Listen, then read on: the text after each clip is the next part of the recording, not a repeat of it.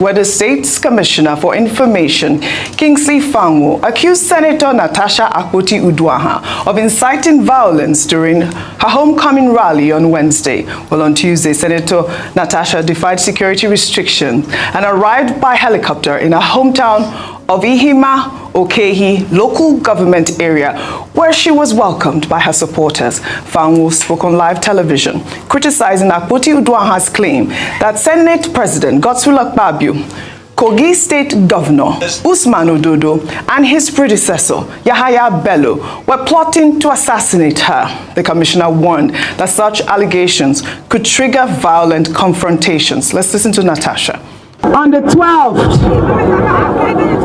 of March, Akpabio spoke to Governor Ododo to recall me.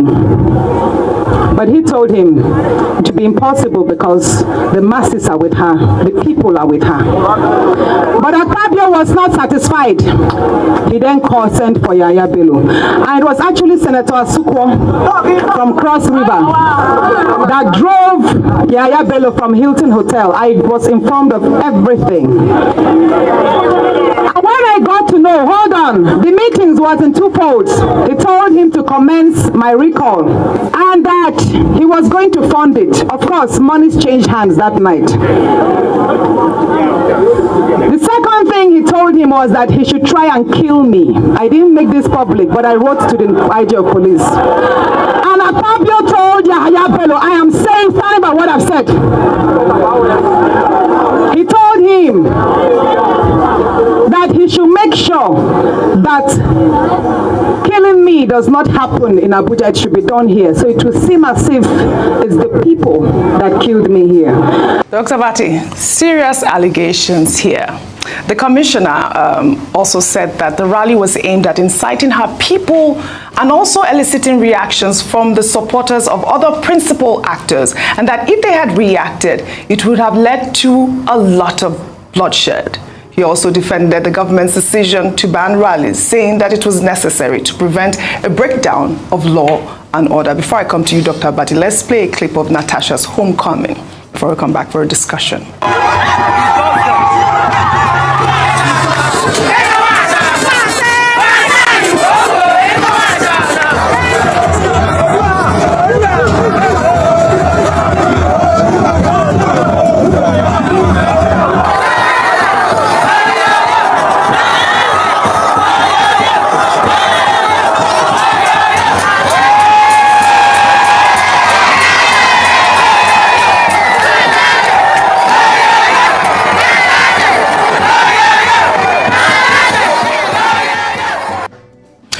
Dr. Bati, I said I was coming to you, but let me take this so we can tie it all together. Meanwhile, former lawmaker representing Adamawa North, Elisha Abu, has criticized Senate President Godswill Akpabio's handling of Natasha's suspension, accusing him of political bias and high-handedness. He spoke on Arise Prime Time with Charles Anyagolo.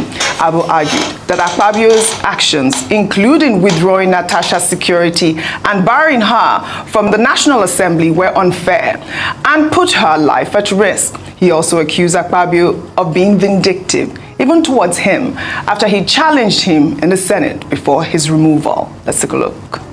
Akpabio came to my hotel room around 2 a.m.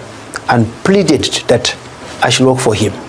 And I told him that I will not work for you because I'm already committed to Senator Yari, and these are my reasons. After the election, one of these days we were in his house, and we had a lengthy discussion. And he started taking me around the house, and he said, do you know that I have a chapel in my house? I said, wow, you have a chapel here? I said, let me see. We went there and he showed me the chapel. And in the chapel, he told me that, you know, you are my brother. I said, yes. He said, 5 senators will leave the Senate. He said, 5. I said, how did you know? He said, I'm the Senate president. I know 5 senators are leaving. And true to what Akpabio said, 5 of us left. Every senator that was removed from the Senate got their own official vehicles, leaving only Senator Abo alone. So the Darlington got his own. The 2 senators from Plateau, the other Senator Ohere, The 4 of us removed by the court, they all got their own. Because I challenged Akpabio, I was the only senator that they refused to give him the car.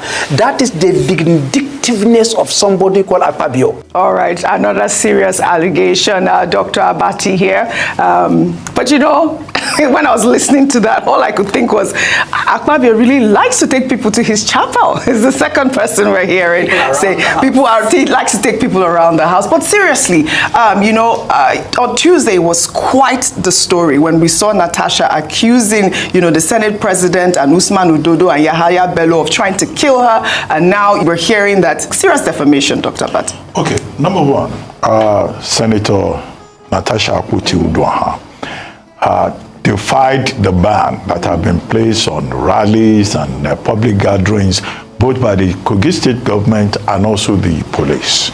And she said it was Salah season, and that there is nowhere in the Constitution where she has broken any law, and that she was not campaigning, she was just going home for Salah holiday, you know, to meet our people. And I think it's very interesting that the state government has not said she violated any law. After all, the Nigerian Constitution creates room for freedom of association, for freedom of movement, for freedom of thought and belief. The responsibility of the police and the state government was to, you know, provide protection, to make sure that there was no breakdown of law and order. And it's not proven that there was any breakdown of law and order, you know, as a result of that homecoming that she had in Hima, in Ukei local government area, as a daughter of Ibira land. But going beyond that, Kingsley Fanwo, the Commissioner for Information, said that some of the things she said there were provocative and could have led to the breakdown of law and order, because in his view, you know, these allegations that there was a collusion, you know, Senator Asuko was mentioned, the governor was mentioned, the White Lion, former governor of Kogi State, was mentioned, Senate President Godswill Akpabio was also mentioned. I think in this their drama, people should just, you know, realize that when you make allegations, you may be called upon to prove them. The law does not allow anybody, you may not have broken any law, but the law does not allow anybody, no matter how highly placed, to start accusing people of intent to commit murder, intent to kill, intent to cause violence. And the details, you know, she said she was privy to, those persons who have been maligned publicly could take her to account and ask her to come and prove where there was any discussion at all that they were planning to assassinate her. Those are very grave allegations, and I think maturity will require that people, you know, should be careful what they say about other people, no matter what the politics. And that's what Senator Akpoti